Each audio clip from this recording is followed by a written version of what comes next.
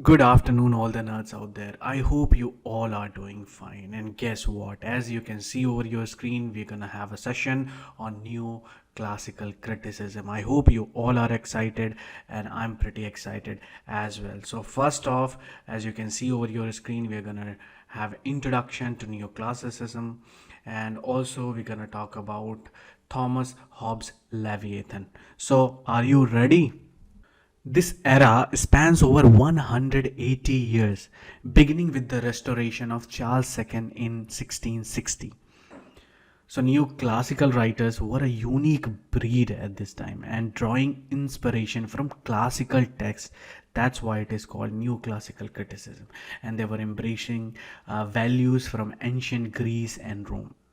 Now, what makes a neoclassicist kind of interesting? Well, they are traditionalists who believe that literature is something you master through hard work, discipline, and practice.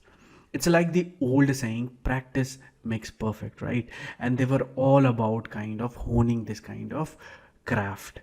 One of the key principles they borrowed from the classics was the concept of unity and proportion. Think of it like creating a well balanced, harmonious piece of art. Neoclassical artists kind of saw their work as a means of both entertaining and informing. The neoclassical ideal had its root in Horace Ars Poetica, as we have discussed in our previous session, right? And this ideal was all about achieving grace in art, something that happened spontaneously and effortlessly, as Alexander Pope put it, a grace beyond the reach of art. Now, it's important to understand that neoclassical humanism wasn't just about creating art for art's sake, it was about creating art for the sake of humanity. So, according to Pope, it was kind of expressing what had often been thought but never so eloquently put. Right? In other words, they aim to convey profound ideas in the most refined and polished way. Now let's quickly move to our important critic at that time, Thomas Hobbes, right?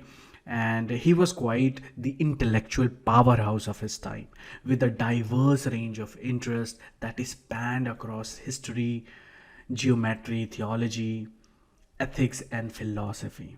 But today we are only going to focus on his most famous work, Leviathan. As you can see over your screen, it was a very important work. So this epic book, both in size and its influence on political philosophy, it's got a title that sounds like it came straight out of the Bible, right? And that's no coincidence. Hobbes named it after this biblical sea monster, the Leviathan, and which he used as a symbol to represent the awesome power of the state. In this book, Hobbes takes us on a journey to understand why we humans, need rules and rulers. He starts by telling us about his view of human nature. It's not all sunshine and rainbows, I can tell you that. And Hobbes believed that without any governing authority, life, in the state of nature would be nasty and brutish and kind of short. In other words, it would be chaos and we'd all be at each other's throat if there is no rulers, according to Hobbes, right? So, what's the solution according to Hobbes? You might wondering, right? Well, it's the idea of social contract. He proposes that people in their self-interest come together and agree to give up some of their individual freedoms in exchange for what? Safety and order provided by a sovereign, often an absolute monarch. It's like a giant deal we make with our government. We behave, and in return, what we get some level of peace and security. Right? Hobbes argues that we need a strong central authority or leviathan to keep us kind of, in check and maintain order. He outlines the powers that this, sovereign should have, which he described as the 12 principal rights, right? And these include things like making and enforcing laws, waging war, and regulating the economy. Hobbes' idea kind of, weren't kind of without controversy. You can imagine that not everyone was thrilled about the idea of absolute monarchy, but his book laid the foundation for later political thinkers and helped shape modern political philosophy.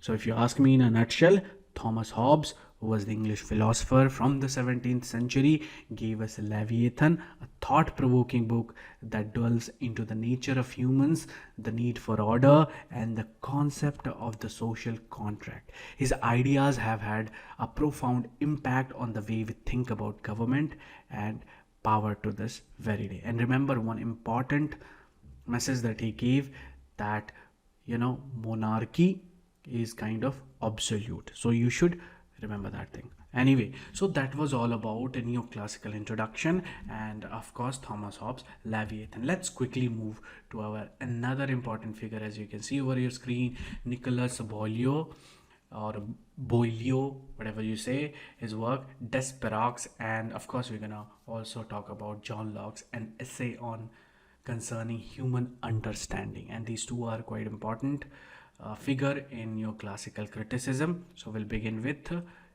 Nicolas Boileau, right? Or simply Boileau, whatever you say. He was a 17th century French poet and critic who left an incredible mark on the world of poetry and literary criticism, right? And you might be wondering why we are exploring this old school kind of stuff, but trust me, Boileau influence is very much kind of alive in modern literature. So Nicholas, who lived from 1636 to 1711, was a man of letters who wrote so many letters, and also he was a critic and a bit of a reformer. His work was all about shaking things up in the world of French poetry, much like how Blaise Pascal kind of shook up the world of prose, right?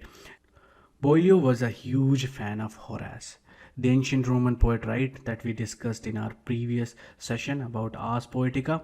So Horace was like the rock star of ancient poetry, and Boileau was his number one fan. In fact, he even translated on the Sublime in 1674. Right.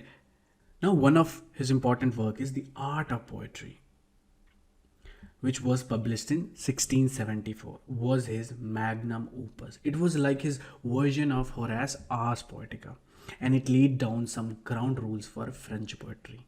Think of it as the poetry rulebook or guidebook of the 17th century. He analyzed different types of poetry and really got into the nitty-gritty of what makes a poem kind of interesting to the readers. In the same year, he dropped another literary bombshell. It was Les Lutrines, or Le Lutrin. This epic poem was a satirical take on a battle over a church lectern, and it's kind of must read if you are kind of into witty humorous poetry. Anyway, Boileau wasn't content with just influenced French poetry or literature.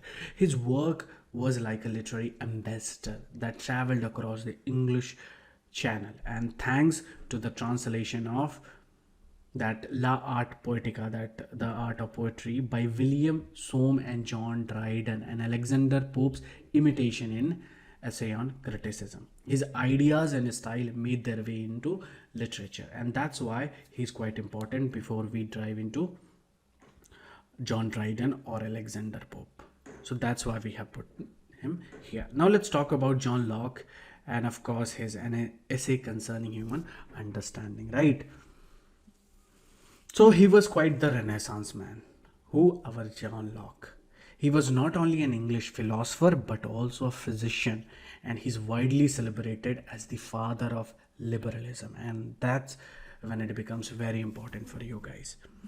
So now what's so special about John Locke, right? Well, for starters, his ideas had a profound impact on the Enlightenment, influencing the likes of Voltaire, Jean-Jacques Rousseau, and David Hume, Immanuel Kant, and even the American revolutionary. One of Locke's most enduring contribution was his theory of mind, right? You might remember. So he believed that when we are born, our minds are like the blank slates or tabula rasa. Every time you get question based on that, right? And even in previous exam, the question was there. So in other words, we are not born with innate knowledge, but rather we acquire it through experiences. So think of your mind as a blank canvas that gets painted over time with the colors of your experiences and thoughts. In his work, An Essay Concerning Human Understanding, which was, as we know, was published in 1689, right? And Locke took us on a journey through his ideas. So, in fact, in book one, he challenged the rationalist belief in innate ideas, arguing that our minds aren't preloaded with concepts but develop them as we go along, right? And in book two, where things really get interesting. Here Locke introduces, his theory of ideas. He made a distinction between simple ideas, the basic building blocks of thought you can refer, and complex ideas, which are basically we create by combining simple ones, right? And simple ideas could be things like red, sweet, or round, right? And complex ideas, on the other hand, could range from numbers and abstract concepts to ideas of substances, and this causes an effect. And of course we have identities and diversity. Now when it comes to the world around us, Locke said there are two types of qualities. The first, primary qualities, which are like the nuts and bolts of reality, things like shape and motion. And secondary qualities, on the other hand, are a kind of bit tricky, and these are qualities like color of taste, and according to Locke they depend on those primary quality. So what we perceive as color is actually a result of how the primary qualities of an object interact with our senses. It's like your brain's way of interpreting the world. But where Locke truly shines is his theory of personal identity, which was discussed in book 2. And he argued that our sense of self is based primarily on psychological criteria. In other words, it's our consciousness that makes us who we are. Imagine a continuous thread of consciousness running through your life. That's the essence of your identity, and it is according to Locke. And in book 3, which was all about language, how we communicate our ideas and thoughts, especially with each other. And of course, at the end, in book 4, Locke takes us on a journey through the world of knowledge. He dwells into kind of intuition, mathematics, natural philosophy, right? Of course, faith, moral philosophy, and opinion. So in a nutshell, John Locke's ideas are like the building blocks of modern philosophy and our understanding of the mind. And his concept of the blank slate at birth, his distinction between primary and secondary quality, and his thought on personal identity, among many other things, have left a kind of lasting mark on the way we view the world and ourselves. So guys, that was all about Boileau and John Locke and his essay concerning human understanding. Now let's talk about one of the giant in neoclassical literary criticism, and as you can see over your screen, John Dryden. First we'll talk about his life a little bit, and then we'll move quickly to our important discussion on an essay of dramatic poesy. Right, so let's begin. So as we know, Dryden lived from 1631 to 1700, and as we know, had an incredibly multifaceted career. And he was an English poet, playwright, literary critic, and translator, and making him a kind of true Renaissance man of his time. His significance in the literary landscape is so profound that he was appointed as England's first poet laureate in 1668. Remember the date. So why is Dryden kind of such a big deal in literary criticism? Well, to put it simply, he played a pivotal role in shaping the literary scene during the Restoration era. So this period is often referred to as the age of Dryden, right? And because his influence was so profound that it essentially defined the literary life of Restoration England. Isn't it amazing? Even the great Sir Walter Scott, a prominent romanticist writer as we know, paid tribute to Dryden by called him Glorious John. So it was Sir Walter Scott who said Dryden was kind of glorious John. So anyway, that's not all. Samuel Johnson, another one of the most esteemed figure in English literature that we are going to discuss in very soon. So hailed Dryden as the founder of the English tradition of literary criticism. Dryden was not only a literary giant but also a man who adapted to the political and religious turmoil of his time. Throughout his life, he frequently changed his political and religious affiliation to navigate the complex political landscape of his era. In 1682, he wrote Religio Laici to defend the Anglican Church. But just 5 years later, he authored The Hind and the Panther to support Catholicism. And this willingness to adapt, and also reflects his pragmatism in a challenging period. Dryden's works, also reflected the historical event of his time. In Heroic Stanza upon the death of the Lord Protector, he paid a rich tribute to Oliver Cromwell, the Lord Protector, right? And he also celebrated the restoration of the monarchy in Austria Redux. And one of, as we know, Dryden's most notable work is the mock heroic satire Macflecknoe. In it, he lamented the prostitution of literature by writers and publishers, and humorously criticizing his contemporary Thomas Sadwell. In essence, John Dryden was not only a master of his craft, but he was also a literary, champion, and adapting to the changing tides of his time. His works offer us valuable insight into the political, religious, and cultural dynamics of the Restoration England. Now let's quickly talk about an essay of dramatic poesy. And remember the date, quite important, 1668. Dryden's An Essay of Dramatic Poesy, written during a time of great upheaval. Remember the plague of 1666, and this work is a kind of spirited defense of English drama. A literary battle where Dryden, through his four speakers, takes on the ancient and the French, and it's an intellectual showdown, right? So let's dive in. Is Eugenius, kind of voiced by Charles Sackville, champion modern drama, and he argues that contemporary English plays are more kind of lively and vibrant. Another, we have Critus, who represented classical drama, which was kind of played by Sir Robert Howard, and he contends that the classical approach is more just and that it strictly adhere to Aristotle's unities of action, place, and time.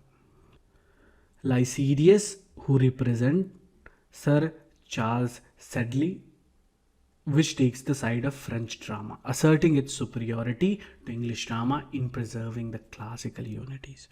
And at the end, the fourth one, we have Neander, which means new men, is actually Dryden's own voice in the dialogue and defends English and Elizabethan drama. He acknowledged that English dramatists like Ben Jonson did occasionally follow the unities but preferred character and motive development.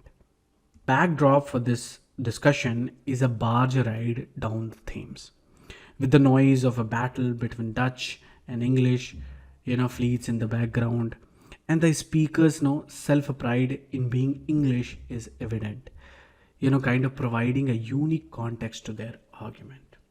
So the debate revolves around three main topics: the merits of classical drama versus modern drama, right? And here what happens, Critus argues for classical drama's strict adherence to Aristotle rule, and Eugenius there defends modern English drama and praising its liveliness. The comparison between French drama and English drama. So these were the topics which were discussed in classical drama.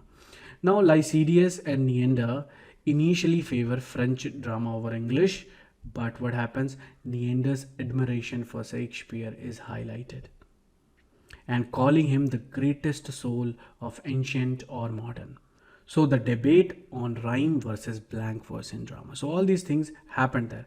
And Neander initially supports rhyme, but later defends the blank verse, especially tradition of Elizabethan drama. So throughout this discourse, Aristotle's unities from poetics are invoked to determine what makes a play, a kind of just and lovely imitation is a kind of human nature in action. So this battle of ideas helps us understand the evolution of drama, the tension between classical and modern forms, and the unique contribution of English playwrights. So Dryden's comparison of Shakespeare to humor.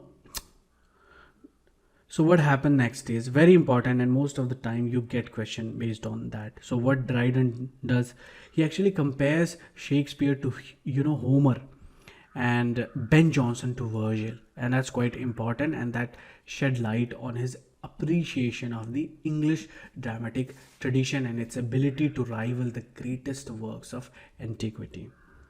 So guys, in conclusion, an essay of dramatic poesy is a valuable text, especially literary text, that showcases the complexity of the English dramatic tradition and the intellectual vigor of the 17th century. We have one special dedicated session on John Dryden's An Essay of Dramatic Poetry. You should go and check it out. I'll mention this link in the YouTube or the description itself. You can just go and watch. Now that was all about John Dryden. Let's quickly move to our another important critic here, Alexander Pope. Very important because of the two works and some of his quotes. An Essay on Man, and another is An Essay on Criticism. Alexander Pope, one of the leading English poets of the early 18th century. You might know him for the works like The Rape of the Lock, right, and The Dunciad, and also on, of course, An Essay on Criticism. And of course, you should know that his translation of Homer. But here we are going to focus on two of his famous work, An Essay on Man and An Essay on Criticism. Before we start, remember that Pope was an 18th century writer living during the Enlightenment. And this period was all about reason, skepticism, and challenging established norm. Now let's move to one of his important work, An Essay on Man, which was published during like 1733 to 34. And in this particular work, Pope tackles the idea that pride is the original sin that clouds human judgment and leads to rebellion, against nature. He suggests that, to truly understand the work, we should familiarize ourselves with the poet's background to overcome our own, prejudice. Pope attempts to vindicate the ways of God to man. It's a kind of variation on Milton's attempt in Paradise Lost to justify the ways of God to man, right? You might recall it. And it challenges the kind of, worldview as prideful. And this poem is not kind of, exclusively for Christian, like, Milton's Paradise Lost. And here he also suggests that man is presumed to have fallen and must seek salvation. Now, next important work you can see over your screen, An Essay on Criticism, which was published in 1711. And originally published kind of anonymously, this work is like a guidebook for aspiring critics who want to, rise above prejudices and ego. Pope revised the essay in 1736 and dividing it into three sections. And he begins by asking critics to abide, by nature, since it's the only constant in the universe. And according to Pope, bad criticism comes from bad prejudice and excessive reliance on bookish knowledge, limited acquaintance with the poet under study, and pride. To him, pride was almost kind of satanic. And this work is quite famous for some quotes that you really might have heard all the time, if I can say. First one you can see, to error is human, to forgive divine. A little learning is a dangerous thing. And another one, fools rush in where angels fear to tread. So Pope's essay are composed, most of his work in heroic couplet, a pair of adjacent lines of iambic pentameter and that rhyme with each other. Very important. So these couplets are his trademark style, as we know. And in 18th century verse essay like Pope's drew inspiration from classical predecessors like Horace and Lucretius. So Pope believed in the imitation of the ancients as the ultimate standard for taste. He argued that true ease in writing comes from art, not by chance, meaning that poets are made, not born. Lastly, it's worth mentioning that Pope's an essay on criticism was fiercely attacked by John Dennis, that we're gonna talk, and who even appears mockingly in Pope's later satire, the Dunciad. So it's safe to say that Pope wasn't one kind of shy away from a literary battle or feud. So in conclusion, Alexander Pope was a brilliant poet and satirist whose works offer profound insights into human nature, criticism, and the world of his time. His essays are filled with wisdom and wit, and they continue to be studied and admired today. Now, next important slide here is about John Dennis and Joseph Addison's on the pleasure of imagination.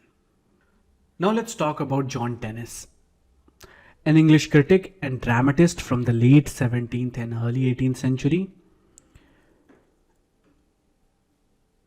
Now I know history might not be everyone's cup of tea, but trust me, this guy was kind of, quite the character and made some significant contribution to literary criticism. First off, picture this. London in the late 1600, where our man John Dennis was rubbing shoulders with literary giants like, Dryden, Shirley, and Congreve. That's like the being part of the Avengers. But for English literature, not to save the world, but to save the literature. But anyway, Dennis was well connected and had a front row seat to literary scene of his time. One of his standout achievements was being a pioneer of the concept, especially of the sublime as an aesthetic quality. He wasn't just your average critic. He was one of the leading critics of his generation. We don't talk about him a lot, but he was very important. So the sublime in his eyes was all about those moments in art and nature that leaves you awestruck and overwhelmed. It's like when you stand in front of a stunning painting or a breathtaking view, and it's so powerful that it's almost beyond words. So Dennis helped lay the groundwork for understanding and appreciating the sublime in literature and art. So Dennis was a man of action as well, and he took the grand tour of the Alps in 1693, and he wrote a journal, especially letter about his observation.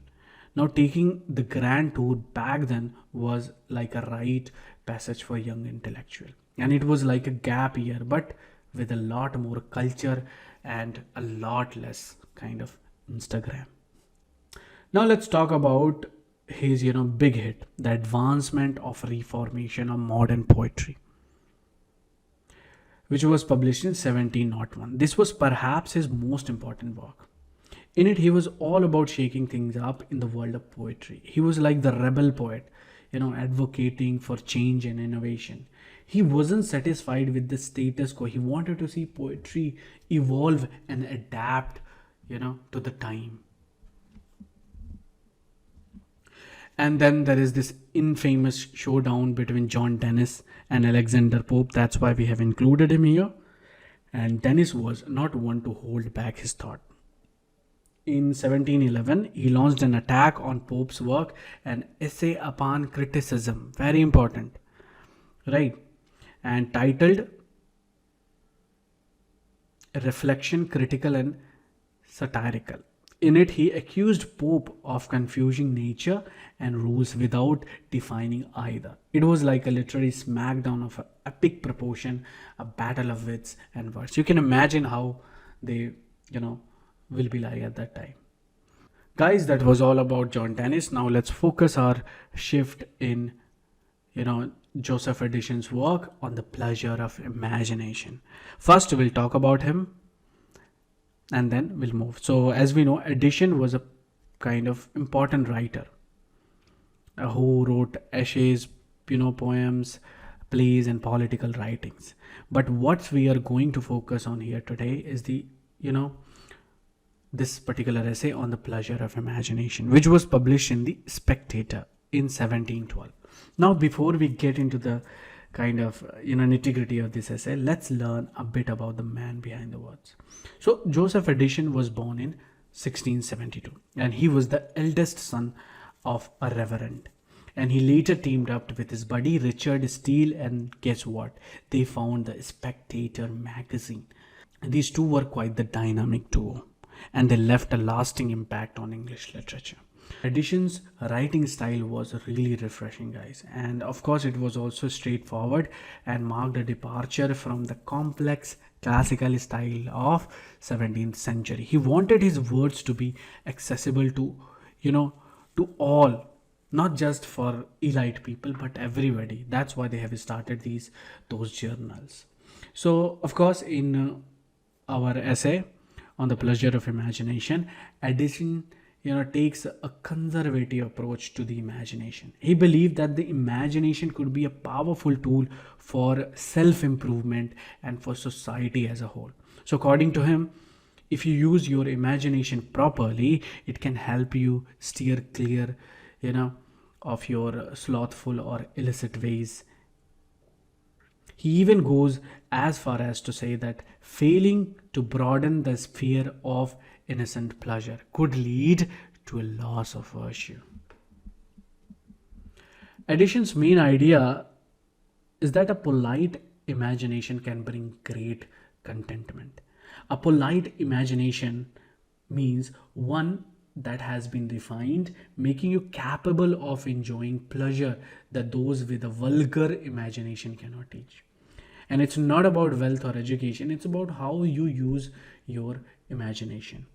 Now, Addison defines the imagination as sort of effortless contemplation and immediate ascent to beauty of an object. In other words, it's about appreciating the beauty in the world around you.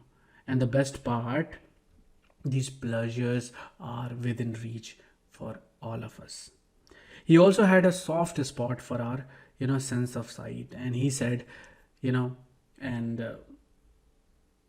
Addison believed it was the most perfect and delightful of all our senses. Our eyes gives us the most diverse range of ideas, and which connect us with distant object and can keep us engaged for a long time without getting tired.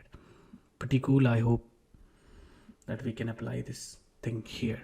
But anyway, Addison was not a fan of those profane, vulgar imaginations, and that leads people down the path of sensual delight. He thought we should use our imagination for more wholesome and virtuous pursuit. So that was all about John Dennis Joseph Addison and his work on the pleasure of imagination. Now guess what, guys? Now we are gonna focus very important work, the Battle of the Books. Most of the time you get at least one question from Jonathan Swift, and mostly you get from this particular work that you can see over your screen, the Battle of the Books.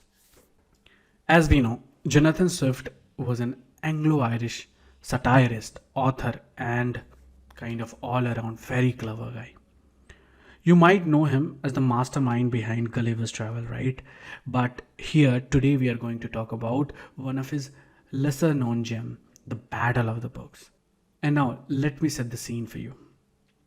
It's the early 18th century. Imagine yourself, you're there. And London is buzzing with, debates about what's better, ancient wisdom or modern thinking. Swift, as we know, like the sly and clever wordsmith he was, decides to put his spin on this epic showdown. And where? In the King's Library, right? But anyway, the Battle of the Book here is a kind of picturesque, literal battlefield right in the King's Library at St. James Palace. Very important these stuff here, because most of the time you get question from that itself. So except instead of soldiers in this battle, we have books. And can you imagine what are these books?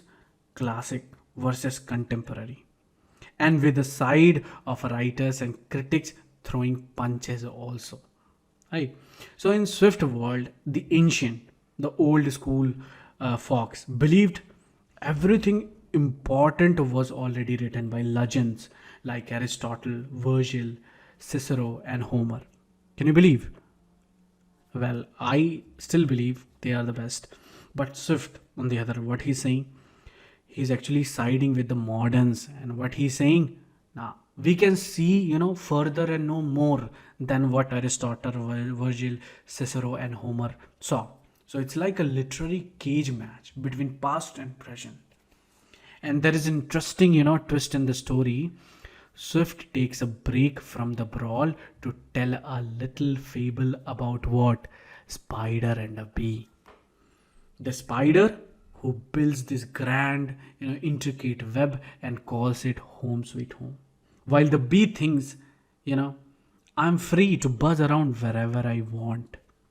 So the spider's web represent the ancient knowledge and the bee symbolize the modern approach.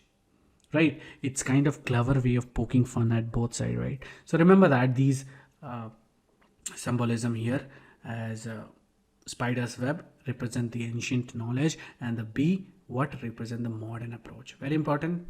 You might get question from that as well. So Swift wasn't just writing a simple story. He was making a statement. The feud between the ancient and the modern was real, back in his time. And he used humor and satires to show the absurdities, of it all.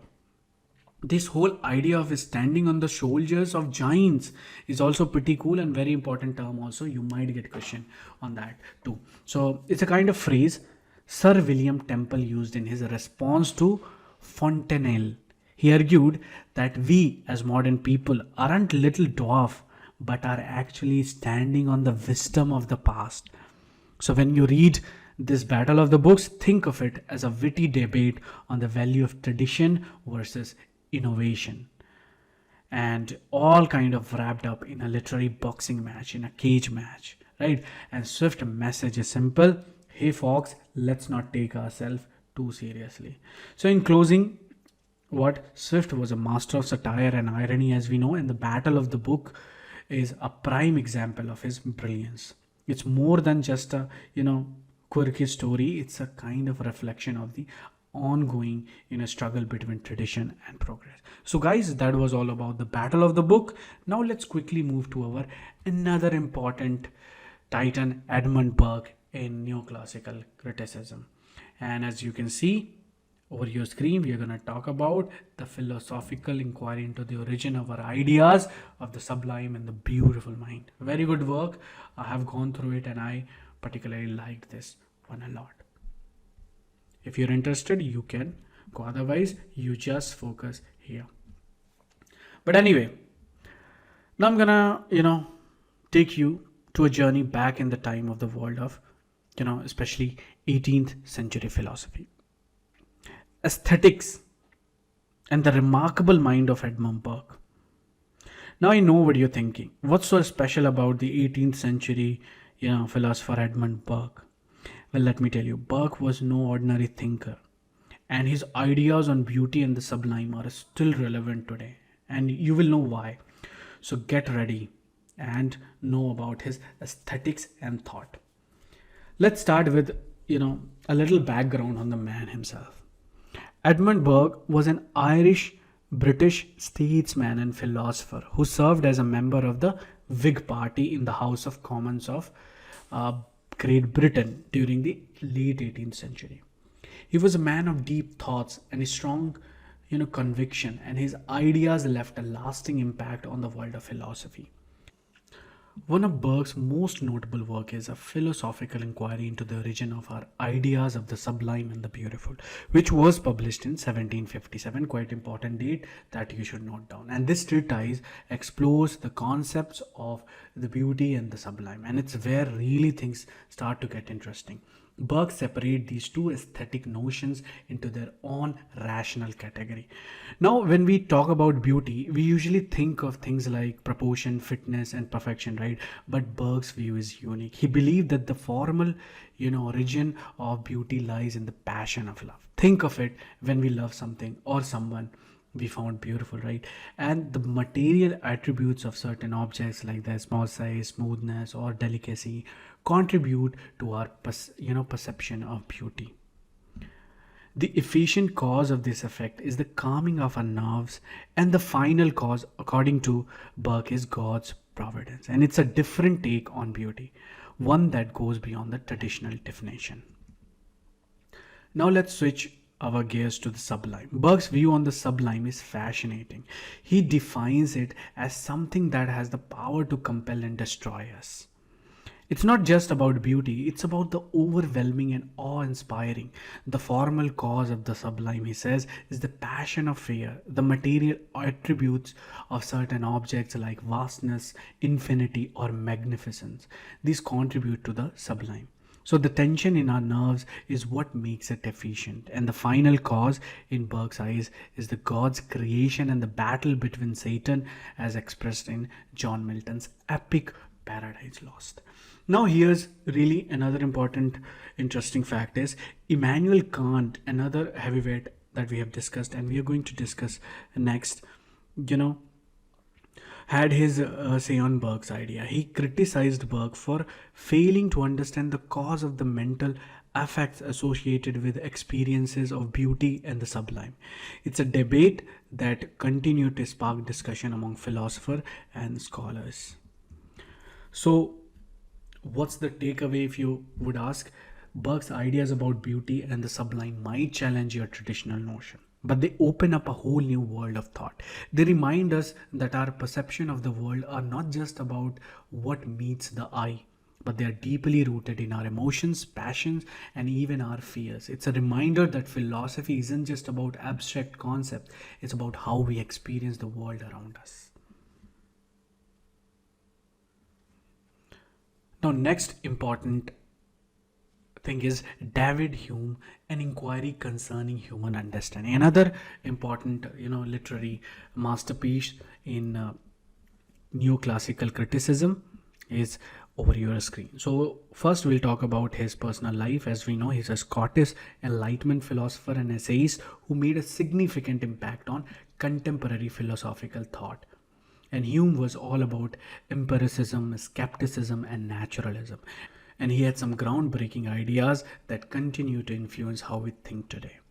And Hume's journey into the world of philosophy began with his magnum opus, A Treatise of Human Nature, written during 1739 to 40. And this work, was like his philosophical playground, and where he explored the very essence of human nature, trying to create a naturalistic science of man.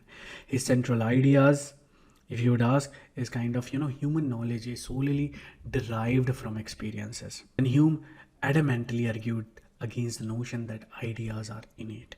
Now this massive treatise, divided into 3 books. Book 1 talk about of understanding, and Hume, takes us on a wild ride through the origin of ideas, delves into concepts like space, time, causality, probability, and even explore the skeptical implication of theories.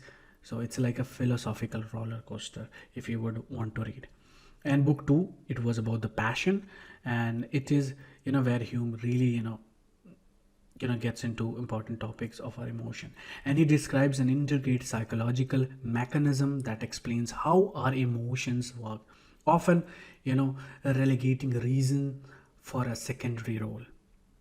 And in book 3, Hume takes us a, deep dive into the concept of moral goodness. He argues that our ideas are, of right and wrong are driven by our feelings of approval or disapproval, especially when considering the consequences of action for ourselves and others.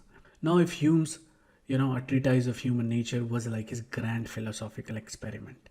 And again, another was An Inquiry Concerning Human Understanding, which was published 1748, was his way of simplifying things for a wider audience. And he felt a bit let down by the reception of his treatise, which he said fell dead born from the press. So he condensed his ideas into this more accessible work, eliminating some of the more complex material. And interestingly, Hume's views on personal identity don't pop up in Inquiry. However, he still holds on to, some key ideas like the importance of habit in understanding of the world. And this book is so influential that it even woke up Immanuel, Kant from his dogmatic slumber. And Hume also had a lot to say about art and taste, and he gave us the concept of a standard of taste. And he argued that defining what's tasteful is a bit like nailing kind of jelly to a wall. And but he believed that there are objective, sensible and unprejudiced critiques of taste out there, and these critics, he said, have tons of experience in the field, and they are the ones to trust when it comes to determining what's truly tasteful. In his essay of tragedy, Hume explored why we humans enjoy watching tragic drama. He reckoned that it's because we know it's just a performance. There's a certain pleasure in realizing that the sorrow and anxiety we witness are all, make believe. And that was all about, guys. So, in conclusion, David Hume was a philosophical powerhouse who had a profound impact on the way we think about knowledge, emotion, and even art. And his ideas, over 200 years now, old, are still relevant today and continue to shape the way we understand the world. Now, let's talk about one of the important, giant in neoclassical criticism, Samuel Johnson, who actually defined the age himself. And of course, we're going to talk about Preface to Shakespeare. So let me take you to the journey of this fascinating literary critic, Samuel Johnson, and his thoughts on legendary playwright William Shakespeare. So Samuel Johnson, as we know, a man of many talents, right, and had an enduring impact on the English language and was a prominent figure in 18th century literature and scholarship. First, let's talk about Johnson's admiration for Shakespeare. And he described Shakespeare's greatness as his unparalleled ability to portray human nature. And Johnson believed that Shakespeare's work were a true reflection of the human condition, making them timeless and universal. However, Johnson was not blind to Shakespeare's fault or weaknesses. He pointed out that Shakespeare's plots were sometimes loosely formed, very important term that you should note down, and he had a penchant for violating the chronology of time and space, or just violation of all the unities. For instance, Hector appearing in Troilus and Cressides when he should have been, long gone, was a sticking point for Johnson. And Shakespeare also had a habit of unnecessary repetition, in his language. It is according to Johnson that sometimes violated the principle of unity in his plays. Despite these criticisms, Johnson actually admired Shakespeare's genius in comedy. Remember, in comedy, he recognized that Shakespeare's work were neither pure tragedy nor pure comedy, but rather a unique blend of the two. And Shakespeare had the remarkable ability to make his audience both laugh and cry within the same play, which is a kind of testament to his brilliance as dramatist. Now let's dive into Johnson's view on poetry. And Johnson believed that poetry should both instruct and delight. Very important stuff that you should note down. And he thought it should not only entertain but also impart some valuable lessons or insights. In his eyes, Shakespeare embodied this ideal, making this his work not only entertaining but also full of profound wisdom and human nature and society. One interesting point of contention was Johnson's take on poetic justice, and he believed that people naturally favored justice and were drawn to it. However, he was critical of Shakespeare for not always delivering poetic justice in his plays. This was kind of something that Johnson saw as a weakness, and as he thought, it left audience hanging in a state of moral ambiguity. As far as the relationship between Shakespeare's works and contemporary poetry and drama, Johnson's view were kind of insightful, and he saw Shakespeare as a very important figure in English literature and drama, whose influence was kind of pervasive and far-reaching. To give you a glimpse of Johnson's writing style, Preface to Shakespeare consists of kind of 4 components, and these components are like describing Shakespeare's greatness. Very important, all these points that you should note down, because in exam you might encounter one of these questions. But remember, these points are like Shakespeare's greatness in portraying human nature, then highlighting the faults of weakness in Shakespeare's work, and exploring the connection between Shakespeare and his contemporaries, and at the end, providing a history of Shakespearean criticism and editing, explaining the intention of his own work. So that was all about Preface to Shakespeare. Now we'll quickly talk about his Dictionary of the English Language. Remember the date, 1755. Now you might be wondering, why should we care about an old dictionary from 1755, right? Well, my nerds, this dictionary is not your ordinary reference book. It's a literary and linguistic masterpiece that had a profound impact on English language as we know it today. And Samuel Johnson started this, these big giant work in 1746, and with the promise of completing in 3 years, but as we know, the best laid plans often go like longer period, and it took him a whopping 7 years to finish, but the result was kind of well worth the wait.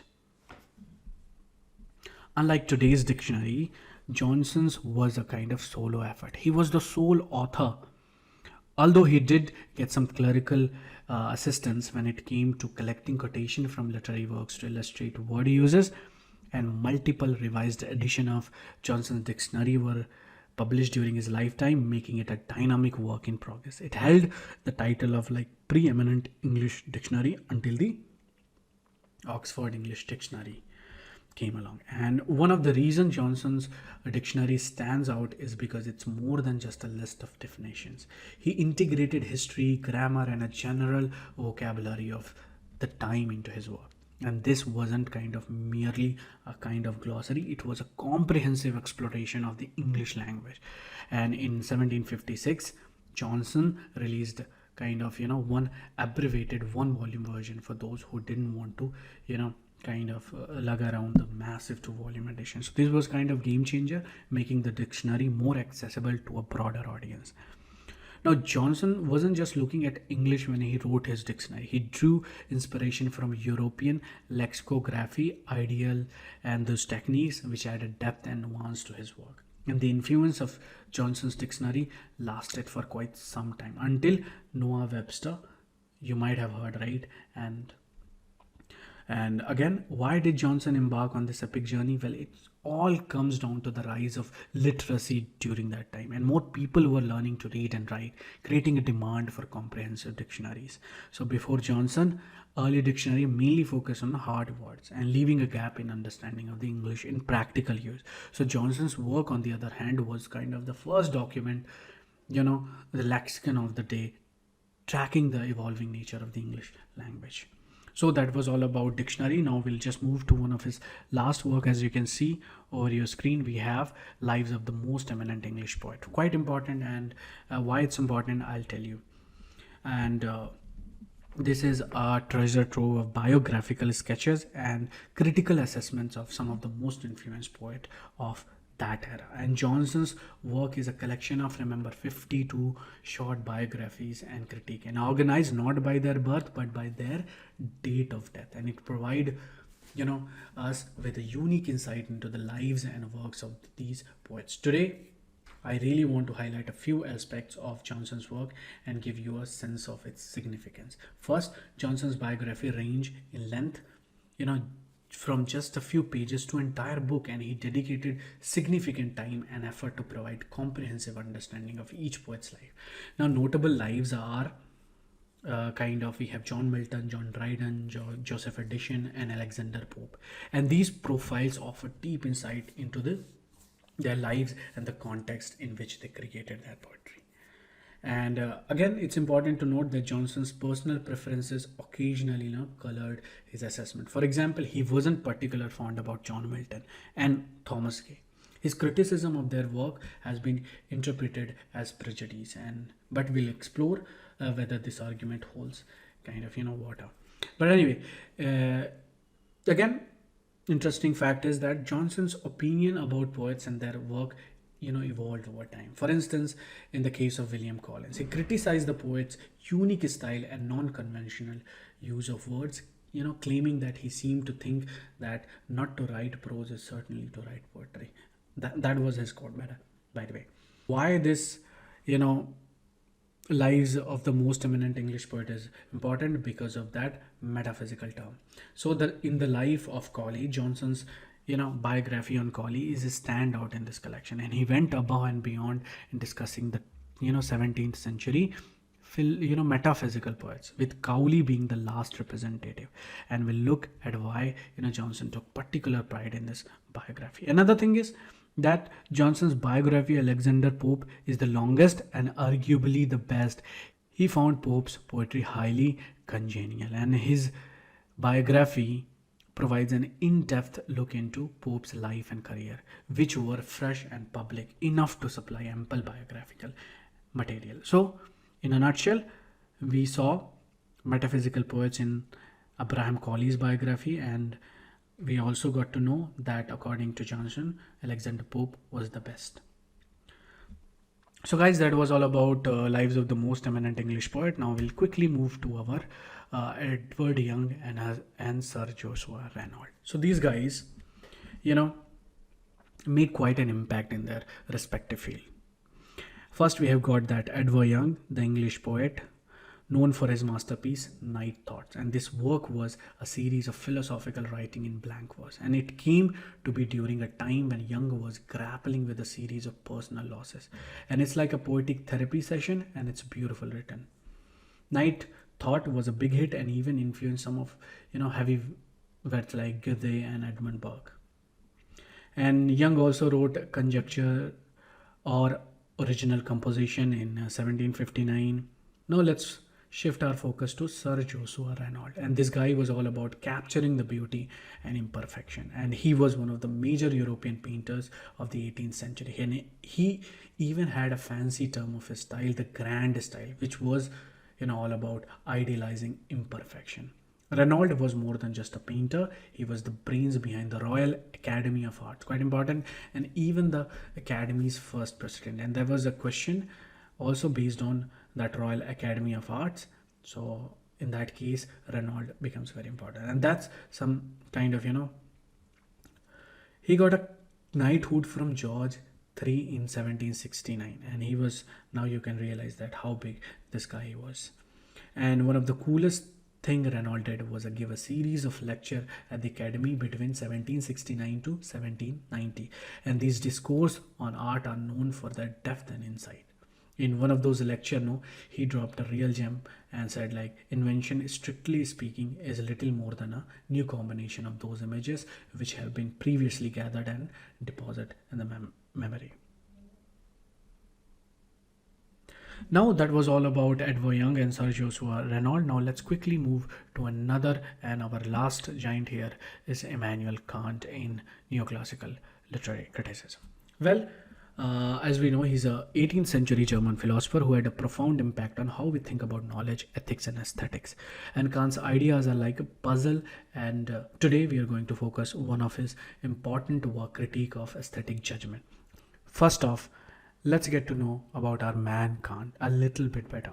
So Immanuel Kant lived from 1724 to 1804 and was a central figure in the Enlightenment.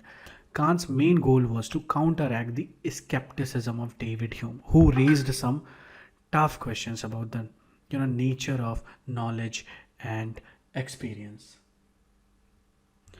One of Kant's most intriguing ideas is that space and time are not just abstract concepts; they are forms of intuition, and that structure or experiences. In simple terms, this means they shape how we perceive the world around us. And Kant believed that there are things called things in themselves, and that exist beyond our perception and contribute to our experiences. So the object we see and interact with are distinct from their true nature. Now let's talk about critique of pure reason. So to tackle this complex issue, Kant wrote the Critique of Pure Reason in 1781, which is one of his most famous work. And in this book, he developed his experience theory, and to answer a fundamental question. Is it possible to have knowledge that is both synthetic and a priori, which means knowledge and that's not based on experience but is still meaningful? And again, another one is critique of practical reason. And again, Kant didn't stop at epistemology. He also delved into ethics. The critique of practical reason, which was published in 1788, explores his moral philosophy. In this critique, Kant provides a kind of broader philosophical framework for his ethical viewpoints. Now let's talk about critique of judgment, which is also known as the third critique. This book published in 1790 and is divided into two main sections, and these are the critique of aesthetic judgment and the critique of theological judgment. And there are some moments of the judgment of taste. In the critique of aesthetic judgment, Kant discusses the judgment of taste, which consists kind of four key moments. Moments of quality, which is all about whether something is good or bad from an aesthetic point of view. And moment of quality, here's we are kind of exploring questions like whether something is intense or weak in its aesthetical appeal. And then the third is moment of relation of ends, and this one looks at how different aspects of an object come together in terms of aesthetics. And the fourth one is moment of modality of delight. In this moment we ponder how the object makes us feel in terms of delight. It further breaks down these moments in the context of four aesthetic reflective judgment: the agreeable, the beautiful, the sublime, and the good. Each of these represents a different facet of our aesthetic experiences. So guys, there you have it, a kind of we have covered every single stuff in neoclassical criticism, and we have covered all important critiques at that time, which is kind of important. And I am sure that at least 2 or 3 questions you will get from this particular session itself. So thank you all, and it was a wonderful session, and I'll see you tomorrow about we'll talk about maybe Victorian criticism or Renaissance critics. So I hope you all should join, and if you have not followed the channel, you should press that subscribe button right away. Okay guys, thank you so much and have a good day. Bye bye.